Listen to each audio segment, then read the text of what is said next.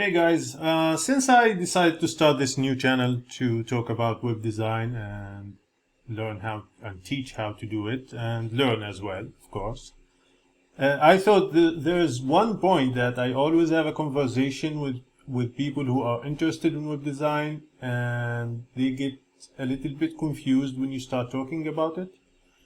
So how does the website work? Like, what do I need to have a website? I try to explain it in a little bit very oversimplified way, I guess, but it usually works.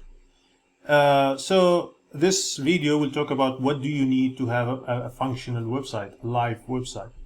You need three things. The first thing is the domain name. So you have the www.whatever.com. And sheesh, it's really hard to write on this thing. Anyway, the next thing you need, so first thing is the domain. Okay, we covered that, very simple. Everybody know what the domain is.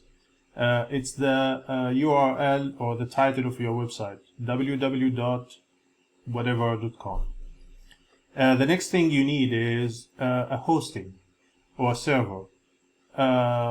Usually it's a shared hosting. Shared hosting mean when you look to buy a hosting, you're going to see these things. Shared hosting mean there's hundreds, if not thousands of websites sharing the same server with you. So you don't have all of the server for yourself. You're renting a space in that server, sharing it with others. So next thing, you need a server. And that's not a very good looking server. Okay. And the third thing you need is the files. And the files usually you create, or they are created by a web designer or whoever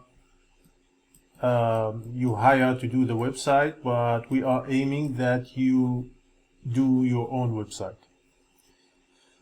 Okay, so let's see if this works. Yep. So how does the website work? First, you go and choose your domain name. So you choose the domain name.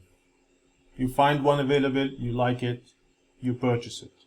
You're basically renting it. You have to pay every year to have the rights to use that domain name. Then you go to one of the hosting companies.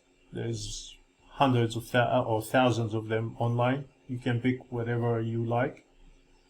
And you check the hosting, again, the shared hosting packages they have.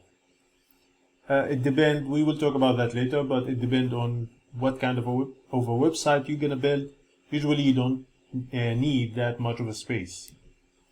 So you get the server, and you have the domain name and the server. Then you do the files. You design them by yourself, or you hire someone to design them, which is both fine. Then what happens is you upload your files to the server. When you purchase the hosting, they will give you a name server, something called DNS or Nameserver. You will go to the domain name and use that name server in the settings of that domain name. So you will tell the domain name, this is where my files are at. And then what happens is that a visitor or user would come and type this domain name, and then the server, the domain name will hit the server, will ask to bring the files of that website, and then the server will get the files which are already stored in it and send it back to the user on the browser. Using the browser will take these files, which is basically codes, and translate them into visual elements that users can see, look at, and identified. That's a picture, that's a text, that's a buy now button or whatever. They won't see a code, they will see the actual page. So simply, in a very simple way, you get the domain name, you get the server, you design the files, you upload them to the server, and you connect your server to the domain name. Whenever someone type that domain name in a browser, the domain name will go to the server and ask to fetch these files. And the server will send that file. He won't send all of the files, but it will send the specific file that the browser or the user is asking for. Usually it's index. The index file is the first file that the server would send. And again, the browser would translate that into the visual elements you see in a web page. Anyway, I hope that helped.